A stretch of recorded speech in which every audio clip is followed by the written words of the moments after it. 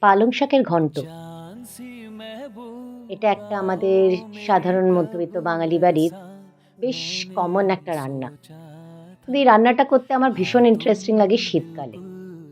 কারণ শীতকালে সবজির জায়গাটাই হয়ে যায় অনেক বেশি রঙিন আর বৈচিত্র্যময়। তা আজকে আমার পালং শাকের ঘন্টটা ঠিক এইভাবেই সাজিয়ে তুলেছি। প্রথমেই জিরা আর হিঙের ছক দিয়ে দুটো শুকনো লঙ্কা গরম তেলে ফেলে দিলাম। আর সবার আগে কয়েকটা বড়ি আমি হালকা তেলে ভেজে নিয়ে তুলে রেখেছিলাম। তারপরে আমার সেই লাল, কমলা, বেগুনি সব রকমের সবজিকে মিশিয়ে দিলাম সেই ছকের সাথে। গাজর, কুমড়ো, বেগুন, আলু, মটরশুঁটি দিয়ে কড়াইটা একদম সেজে উঠল বিচিত্র কালারে। বেশ আনন্দই লাগছিল দেখে। তারপরে ওগুলোকে হালকা, হালকা করে নেড়ে নিলাম। আরেকটা কথা বলে রাখি, আমি আগেই পালং শাকটা একটু গরম জলে ভাপিয়ে সাইডে সরিয়ে রেখেছি।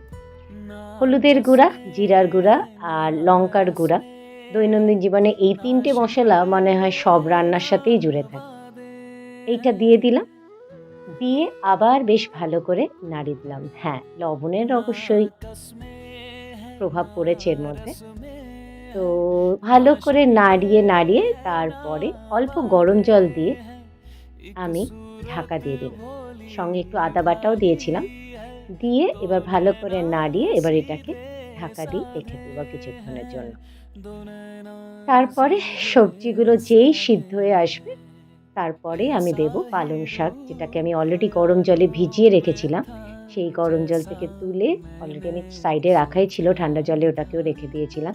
ওটা তুলে এইবার আমি পালং শাকটা এই সবজির সাথে মিশিয়ে আবার ভালো করে নেড়ে দেব। এই সবজিটা কার, কার খেতে ভালো লাগে প্লিজ জানিও।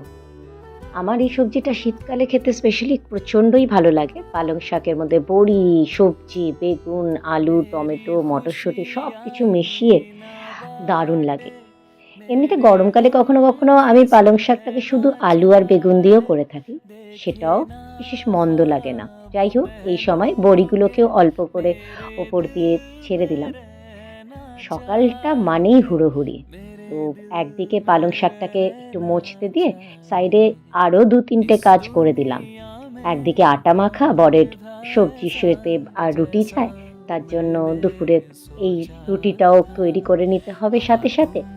তারপরে ঢাকনাটা খুলে দেখলাম, ব্যাস আমার সবজি যথেষ্ট রেডি। এর মাঝে আমি একটু চিনিও ওপর দিয়ে ছড়িয়ে দিয়েছিলাম।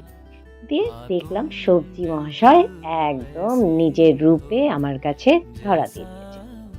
সাথে, সাথে এইদিকে ওই কড়াইতে আমার চলছে করলা কুমড়ো ভাজা, একদিকে ডিম সিদ্ধ করারও আছে।